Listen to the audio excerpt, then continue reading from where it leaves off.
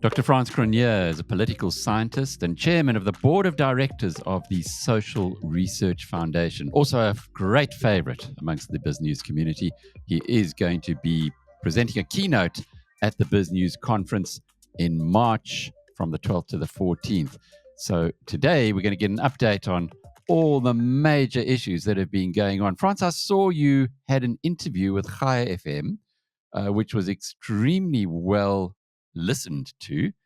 I must have been sent it by at least half a dozen people to say, go and hear what he's got to say about the state of or what's going on in the Middle East. And that was one of the reasons I wanted to talk to you. There's I suppose, a related issue with the young cricketer who has got all kinds of controversy around him now, the under-19 captain. We'll talk about him, David Teeger. But let's start with the election first, and the South African election. You've been guiding us well. Where are you seeing things right now? If the election were held today, what kind of an outcome would you anticipate? Right. The ANC is still at that knife edge of just on 50%. So on the balance of probabilities, it's going to be just below the 50% mark. That means that with one or two smaller parties, it's able to govern at a national level. Make that your baseline. But in Gauteng, it's going to get somewhere in the 30s. And it's also going to lose in KZN. And the DA is getting stronger and consolidating in the Western Cape. So you'll have an ANC with a small majority nationally. You've got to strike a coalition deal in Johannesburg. You've got to strike in Gauteng, Johannesburg, same thing, and in KZN. And the DA is dominant in the Western Cape. That is a stepping stone, that result, to in line with a long-term trend, which should see national support for the ANC in the high 30s, perhaps low 40s in the election of 2029. So the big political transition is still absolutely on the cards. It's almost certainly going to happen for South Africa. This is a step towards that. The blueprint will be the deals that are made in Gauteng and KZN. That will disappoint quite a few people who are hoping that the ANC will get 40%, maybe even below that.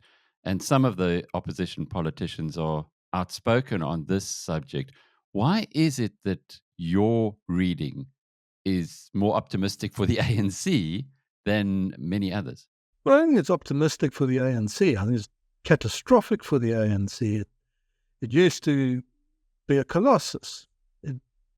2004, it had almost 70% of the vote. Now it's fighting for survival. We'll lose the most important urban centre by far. If only urban people voted in South Africa, the ANC would get a third of the vote. So the cosmopolitan, urban, aspirant and established, better educated working middle classes or a constituency the ANC has permanently surrendered and will never recover.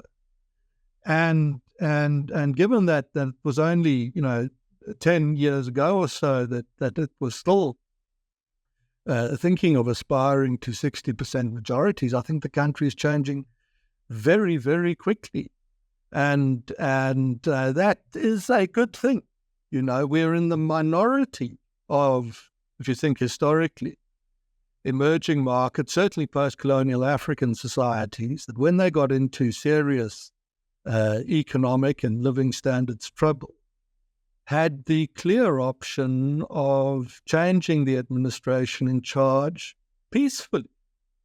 So my sense of the place and where it's going is very much more positive than I would have sounded talking to audiences really at any point in the last 15 years, when it was inevitable that we were going to get into serious trouble. We were going to run out of electricity. People denied these things, but in the data, and if you took the trends of the data, it was obvious all this was going to.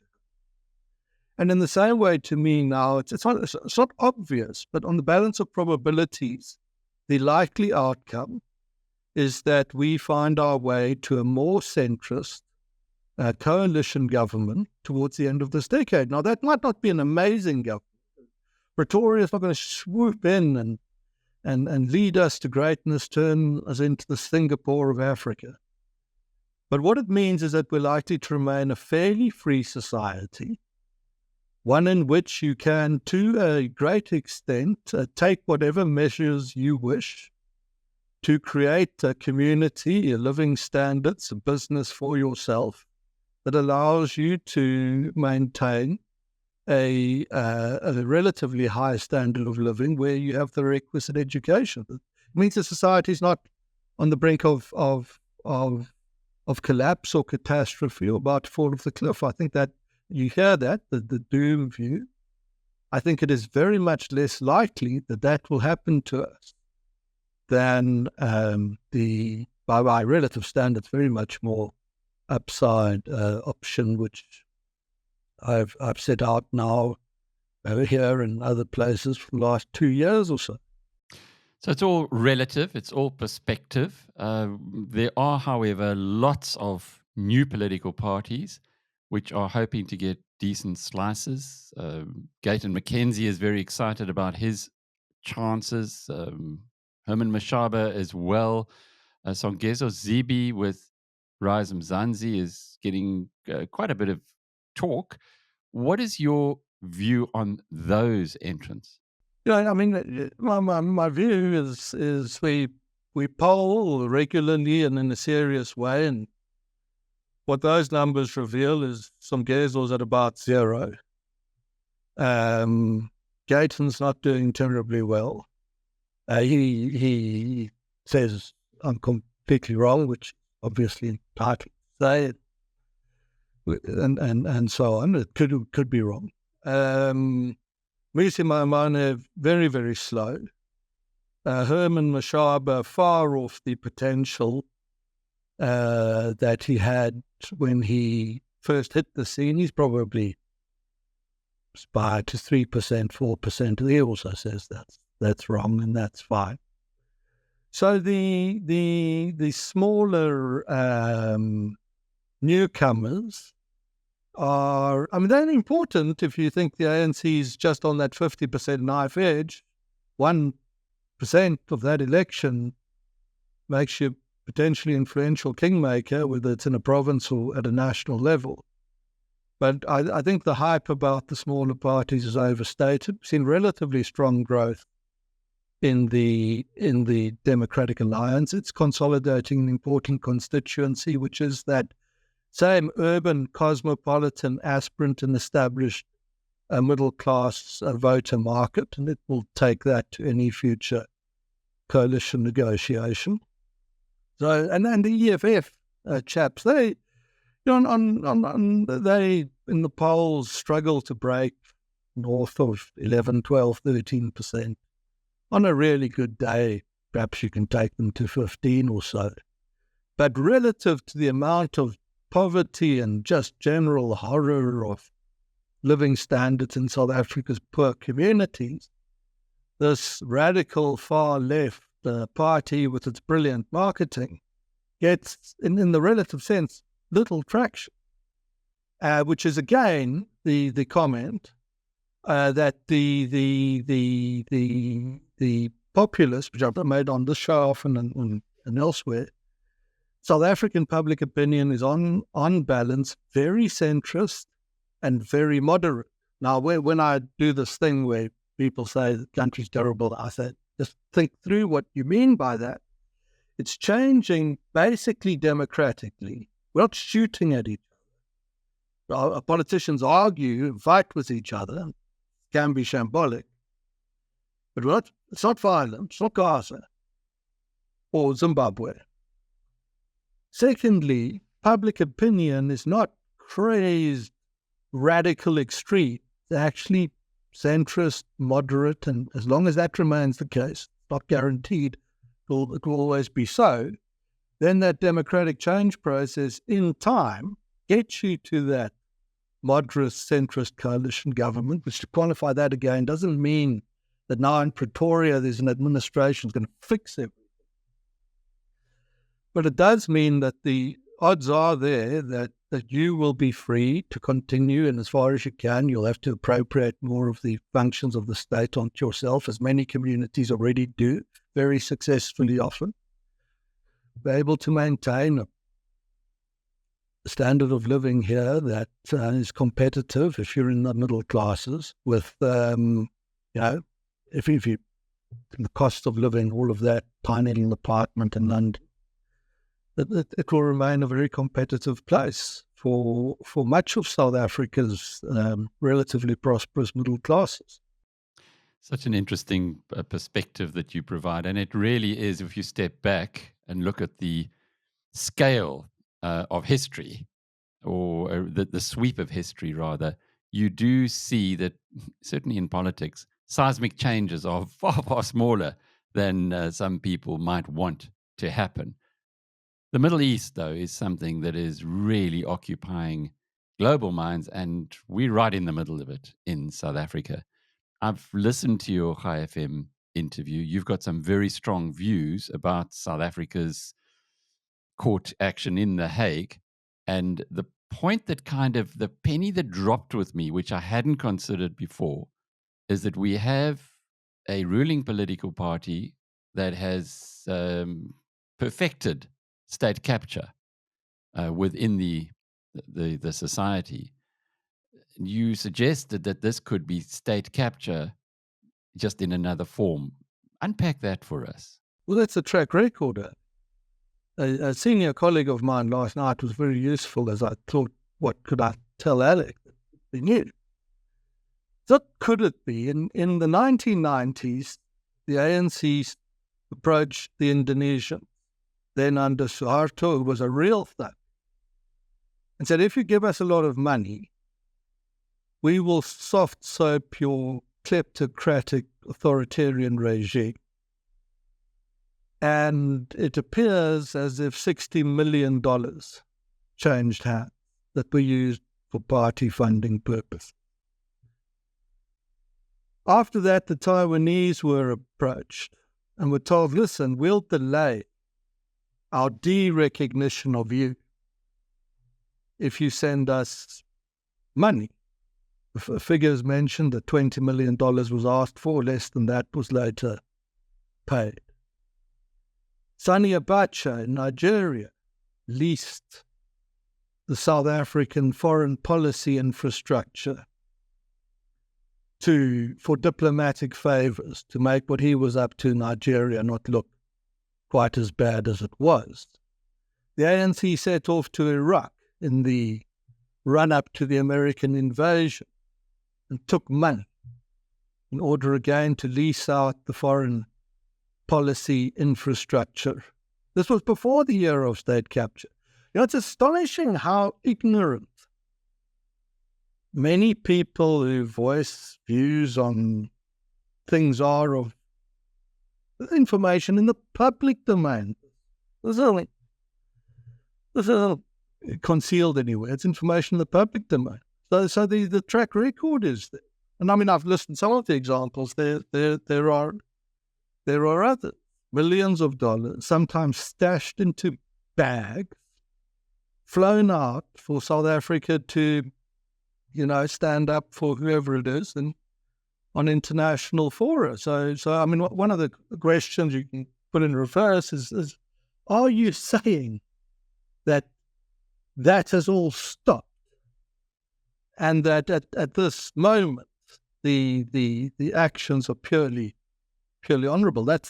Maybe that's the case. It would be quite astonishing if true.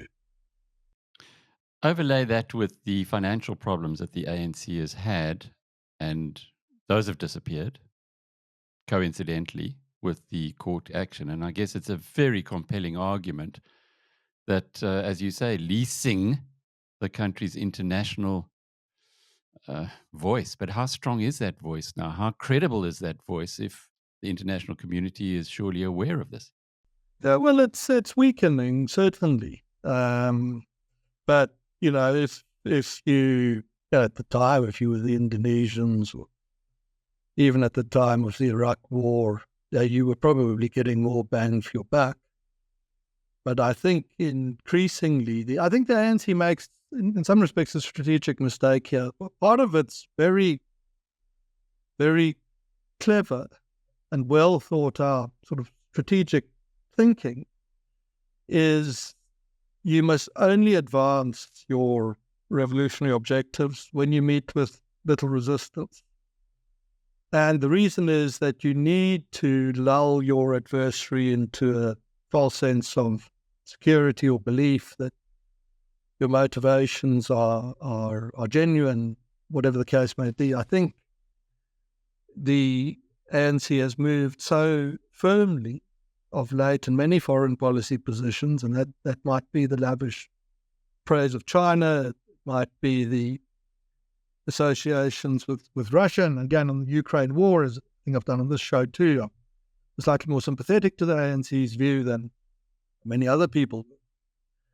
But I think the mask is slipping, and in the free world, call it that, Western liberal democracies, even the once most fervent champion of the ANC who defended it to the hilt, often in the face of compelling evidence that they shouldn't.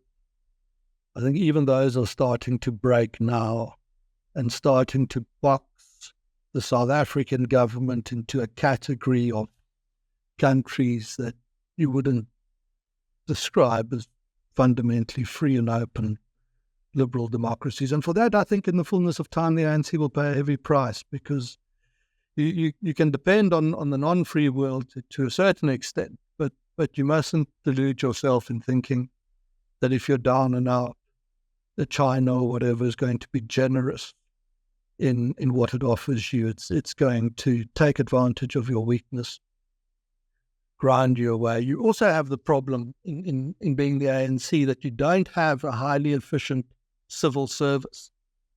And why that matters is if you want to be a fascist autocrat, you need a disciplined, well-drilled civil service and security infrastructure with which to override democratic safeguards, the sort of human instinct to be free.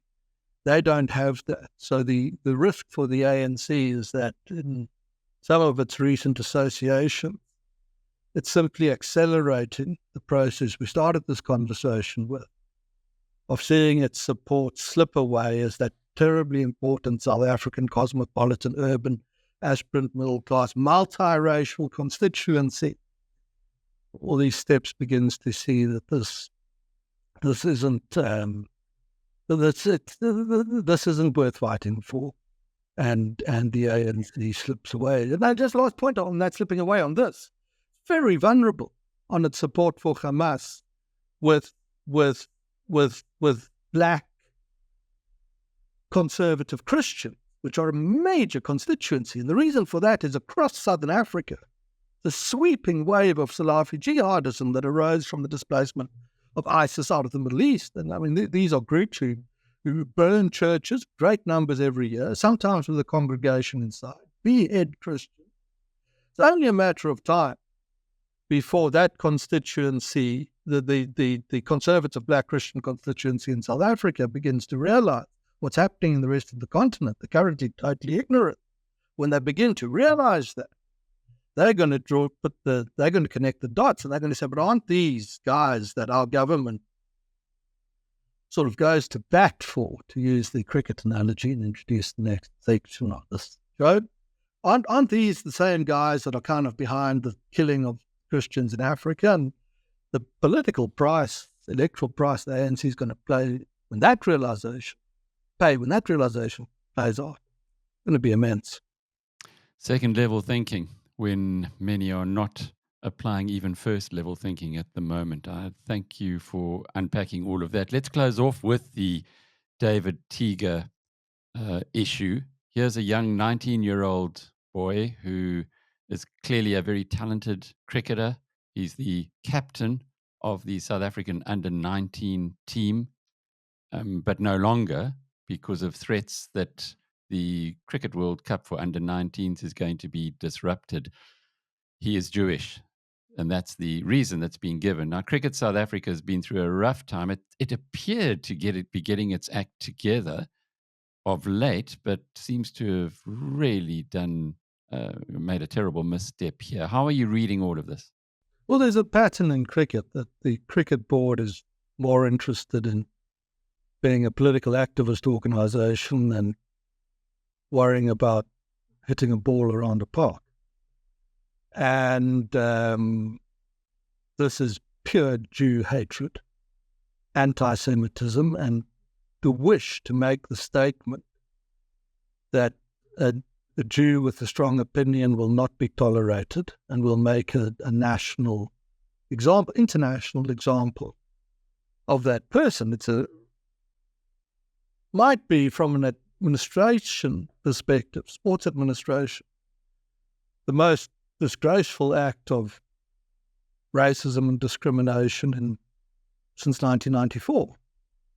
A friend of mine made the brilliant observation, I must credit him for this, that can you name, or I'll ask you the question, Alec, can you think, not just in South Africa, anywhere around the world, of a case where a sports club or body had to demote a player and chose to do so because of a security threat, and that this action removed, has it ever happened before? It's just complete nonsense. This security threat issue, a contrived excuse to justify a horrible piece of anti-Semitism. I'm very glad to see that cricket supporters, administrators, some politicians around the world are starting to pile on the pressure. I think if CSA doesn't back off, will be more than worthy investment of time and effort to conduct a very deep investigation into what happened in the background, who said what to whom, expose this all, and hold any person whose agenda extended well beyond the interest of the game accountable, and clean up the mess, the political mess that's at the top of the South African cricket pyramid. Frans Cronje is the chairman of the board of directors of the Social Research Foundation. I'm Alec Hogg from BizNews.com.